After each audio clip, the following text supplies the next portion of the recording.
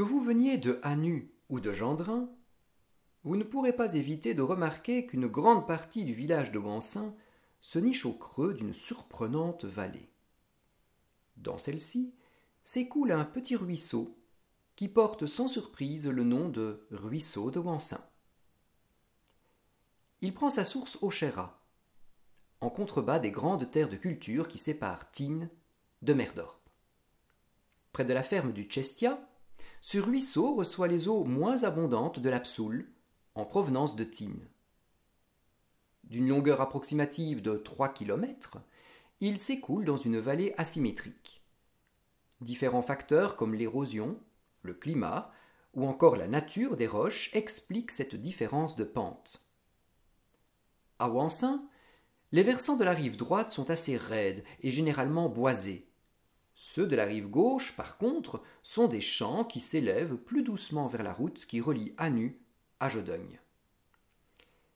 Il se jette dans le ruisseau de Henri Fontaine, à proximité de l'ancien moulin de la Caillade à Petit Alais.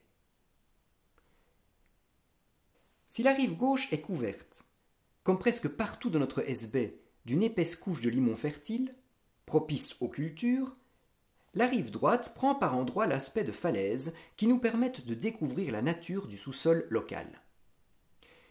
Et regarder plus en profondeur, c'est en quelque sorte remonter le temps. La période s'étendant de 145 millions d'années à 66 millions d'années avant notre ère a été baptisée Crétacé par les géologues. Dans les 15 derniers millions d'années de cette période, le climat était plus chaud qu'aujourd'hui et la Terre ne possédait pas de calotte glaciaire. Le niveau des mers se situait beaucoup plus haut que de nos jours et une bonne partie de l'Europe actuelle, y compris notre région, était sous eau. Le climat y était tropical. La mer était chaude et peu profonde. De très nombreux organismes végétaux microscopiques, des microalgues, y vivaient en suspension dans l'eau. Certains d'entre eux étaient protégés par une coquille formée de plusieurs fragments de carbonate de calcium appelés coccolithes, d'1 à une dizaine de millièmes de millimètre de diamètre. Voici une photographie de coccolithes, grossie à l'aide d'un microscope électronique. Les algues pelaient continuellement toute leur vie et laissaient tomber sur les fonds marins leurs coccolithes, qui s'y accumulaient avec le temps. Elles finirent par constituer une partie importante des roches, que nous appelons de la craie.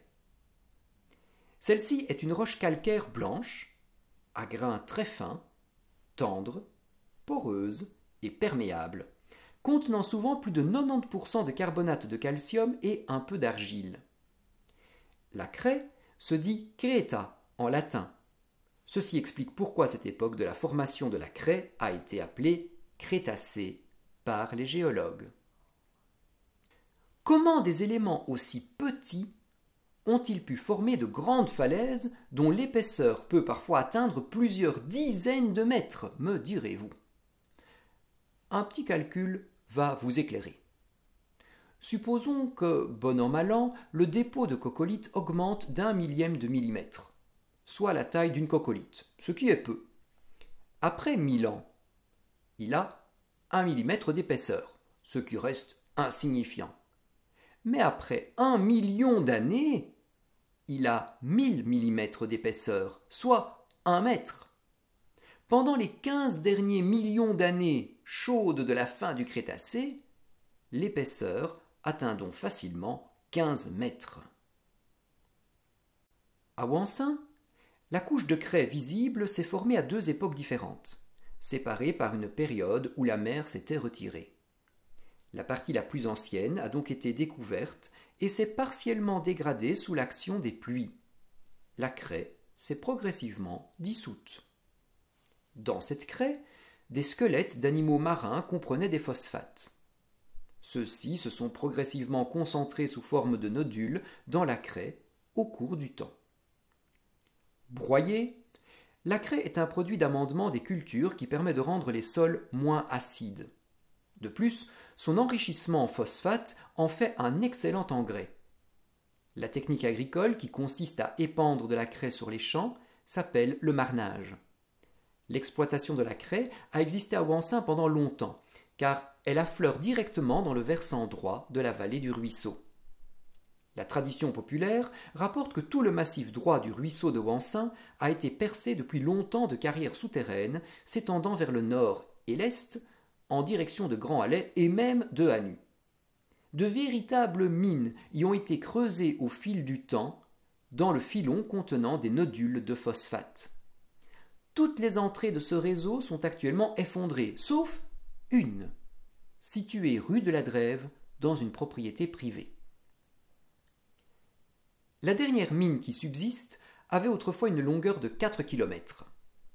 Aujourd'hui, il ne reste plus qu'une galerie de 160 mètres, qui est accessible avec divers embranchements, mais dont la visite peut être dangereuse à cause des possibilités d'éboulement. Cette photo date de 2016. Il semble que l'exploitation des phosphates y ait eu lieu jusqu'en 1951. La culture de champignons y a ensuite été pratiquée. Depuis lors, plusieurs espèces de chauves-souris y ont trouvé refuge. Des murins de Daubenton, des murins à moustache, des murins de Brandt, et vraisemblablement un oreillard roux y ont été répertoriés entre 2005 et 2020. Plus tard, la mer a de nouveau submergé les terres de la région et une nouvelle couche de craie s'est à nouveau formée, contenant cette fois de nombreux silex.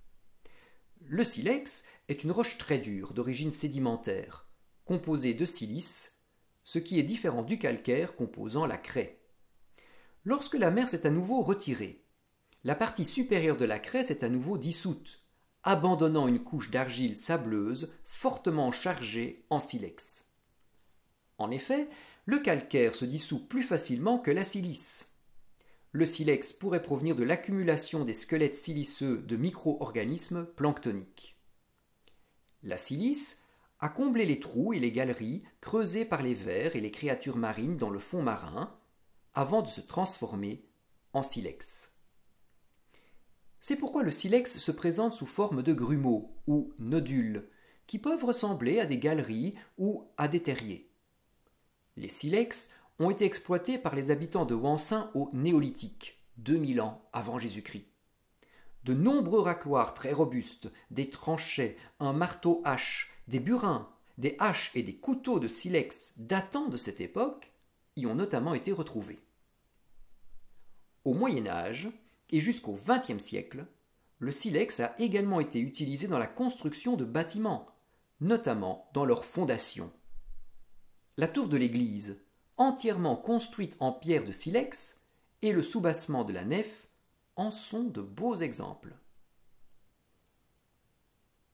Il y a 58 millions d'années, durant la période géologique appelée le Landénien, la région se trouva à nouveau recouverte par la mer. Durant plus de 3 millions d'années, elle a laissé sur place des dépôts de sable de différentes variétés contenant de nombreux débris d'organismes. Au fil du temps, le sédiment s'est transformé en roche grâce à un ciment d'opale. C'est le tuffeau de l'Insant. L'observation au microscope d'une lame de tuffeau permet d'y distinguer des spicules d'éponge, en clair, équivalent de leur squelette, et le ciment d'opale, en brun. Le tuffeau de l'Insant est une pierre calcaire de couleur jaune, légère et poreuse. Facile à tailler, elle a servi à la construction de nombreuses habitations depuis l'époque romaine jusqu'au milieu du XXe siècle. Elle était aussi très utile pour la construction de fours à pain à cause de ses propriétés réfractaires remarquables. Dans la rue Sainte-Apolline qui descend vers la vallée, un bel affleurement de tuffeau de l'Insant permet d'observer de près cette pierre typique de la région. C'est l'endroit idéal pour soupeser une des pierres et se rendre compte de sa grande légèreté.